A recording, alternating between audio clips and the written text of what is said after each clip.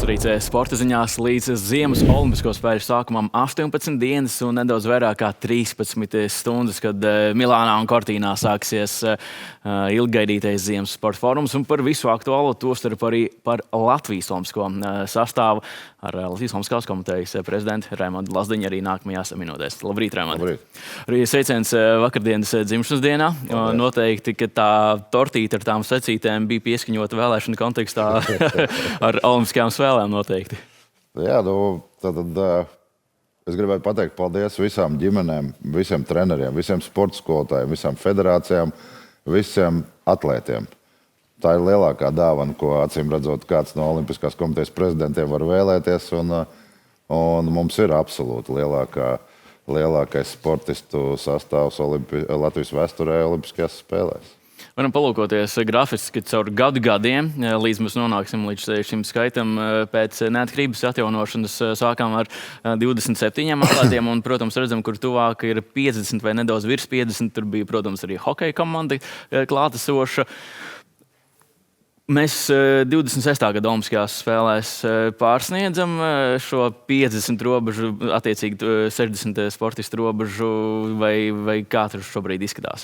Pēc provizoriskiem datiem, protams, kas tiks precizēti uz 15:00, kad Latvijas Olimpiskās komitejas izpildu komiteja apstiprinās vārdisko sastāvu. Es gribētu teikt, ka tie dati, kas man ir uz šo rītu, ir pēc manā aprēķina 68. Mēs varam salīdzināt ar manu provizorus, ko varam aplūkot. Man sanāca 67, protams, atkarībā par bobsleju un skeletonu, vēl kalnu slēpošanu, distanču slēpošanu. Es pateikšu, kur ir kļūda. Tad kļūda ir distanču slēpošanā mums ir 7. 7, jā. Tātad 3 vīrieši un 4 sievietes. Jāsaka, vēl forša lieta, kad ir māsa un brālis. Tad vēl viena kļūda ir... Vai precizējums, sauksim viņu labāk tā. Vai precizējums, jā. Tad bobslejā ir 9, savukārt skeletonā ir 2. Jā, nedaudz skeletonam bija pārāk optimisks. Jautājums par izvērtēšanu, vai kvalifikācijas rezultāti bija vienīgie kritēriji, pēc kā jūs arī savu gala lēmumu devāt par olimpisko sastāvu, vai tur bija arī reputācijas riski iekļauti, ko atlēts konkrētajā laikā arī ir paveicis? Pirmkārt, katra federācija jau izstrādā savus kritērijus, un Latvijas Olimpiskā komiteja vadās no federāciju iesniegtajiem sastāviem. Šobrīd izpildu komitejā, kāpēc es arī saku, ka vārdisko sastāvu mēs nosauksim 15:00, kad sāksies Latvijas Olimpiskās komitejas izpildu komiteja, jo izpildu komitejā tātad lēmumu pieņemot būs arī medicīnas darbinieku atzinumu par katru no atlētiem, lai mēs esam pārliecināti, ka ar atlētiem viss ir kārtībā un viņi ir gatavi startiem. Tāpat arī federācijas pamatos tos savus izvēles. Un izpildu komiteja loģiski, kad tad arī uzklausīs, apskatīsies un dos savu secinājumus. Bet es tādus riskus īpašus mūsu sastāvā neredzu šobrīd. Vienkārši par šo ieminējos, jo teorētiski, ja atklātos, ka kāds, pieņemsim, no sportistiem kopš Krievijas uzsāktā kara ir devies uz Krieviju privātos braucienos, vai tas būtu arguments potenciālai viņa dalības pārskatīšanai? Tur ir jāskatās apstākļi. Es saprotu uzdoto jautājumu. Man šāds jautājums arī, acīm redzot, kāda no sporta pasaules varētu rasties. Tad izpildu komiteja būs tā vieta, kur, acīm redzot, atbildēt uz visiem šiem jautājumiem. Tātad divos arī par šo konkrēto un kopumā par Latvijas olimpisko sastāvu, tad pēcāk nekādas novirzes pa labi, pa kreisi nebūs iespējams. Vienīgi, ja nemaldos, hokejā vēl joprojām pastāvēs līdz grupu turnīra beigām, vai arī šodien ir tā? Šodien mēs apstiprināsim vārdisko sastāvu, bet skaidrs viens, ka es tiešām novēlu katram no sportistiem veselību. Un mēs redzam, kad ir hokeja komandā neliels savainojumu. Diezgan būtisks ir pēdējās dienās, diemžēl. Ļoti žēl, tiešām ļoti žēl. Es novēlu veselību un ātru izveseļošanos. Teiksim, es ļoti ceru, ka mēs veselību saglabāsim līdz visu olimpisko spēļu laiku. Tā kā, ir mums vēl pie kā strādāt, pie niansītes pieslīpēt. jau 27. datumā delegācijas vadītājs un vadītāja vietnieki dodas uz Milānu iekārtot ciematu, jo Milānas spēles būs atšķirīgākas varbūt no citām spēlēm, jo ir 5 dažādi klāsteri, kuros ir jānodrošina gan medicīnas personāls, gan tehniskais nodrošinājums un tā tālāk. Ja, tā kā, Cik saprotu, hokejistiem ir loģistikas dabas jautājumi vai sarežģījumi no lielās halles, kur arī vēl pēdējos savus darbus piedzīvo uz šo mazo hallu, kurā brīdī jāpārceļas. Cik saprotu, hokejisti nav pārāk priecīgi par šo atvēlēto laika logu, kas viņiem ir atvēlēts, lai iekārtotu savu ģērbtuvi, pēc tam pārbrauktu. Jā, tas būs ļoti interesanti. Tā loģistika būs man vēl joprojām nesaprotama, jo es gribu redzēt, vai būs olimpiskā josla, jo, teiksim, ja tādā sastrēguma laikā tad aizbraukt no olimpiskā ciemata līdz tai mazajai halai ir apmēram ap stundu, ja ir ļoti liels sastrēgums, un tad iedomājamies, ja no rīta aizbrauc treniņi, atbrauc apakaļ, tad mēs visu laiku tur braukāsim. Ja. Tas arī būs izaicinājumi pilns stāsts, un, protams, man jāpauž dziļi nožēla, ka tā mazā hala ir tik maza, jo mūsu hokeja atbalstītāji ir tik daudz un ar sirdi hokejā, kad daudziem no viņiem būs jāskatās hokejas televīzijas ekrānos. Un tā varbūt nav tā labākā lieta, jo mūsu hokeja komanda, manuprāt, būs ļoti laba, jo ļoti daudz jaunie hokejisti, Alberts Šmits, jaunais talants, protams, tā plejāda ir, jā, un, kā saka, jaunākais hokejs būs arī Alberts. Ja.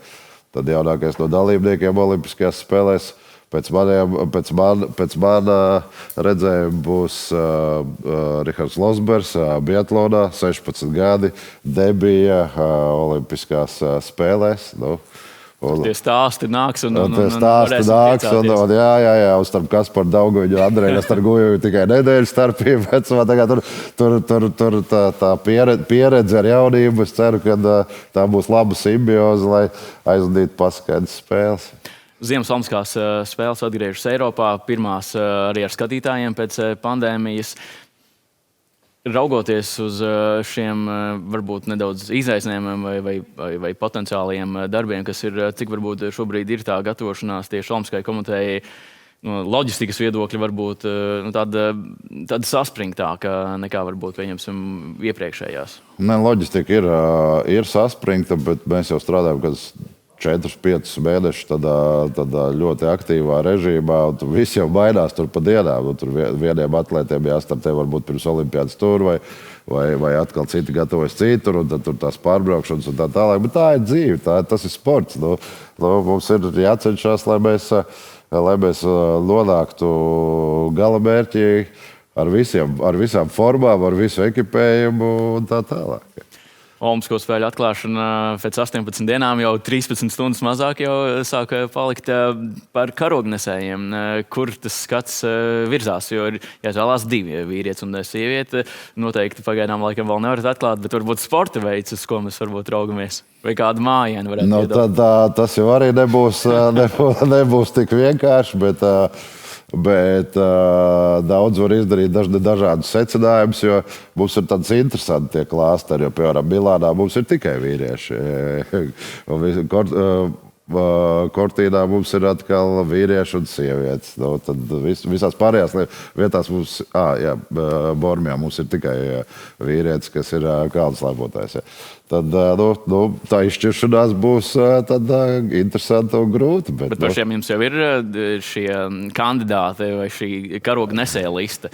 Karognesēja lista ir.